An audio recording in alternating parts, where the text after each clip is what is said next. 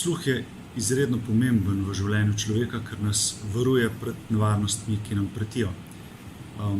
Čeprav je lahko sluh dober, na nek način nas lahko življenjske situacije, kot so recimo mobilni telefoni ali slušalke, ki jih imamo v ušesih, motijo dovolj ali zamotijo dovolj, da ne slišimo zunanjih držljajev.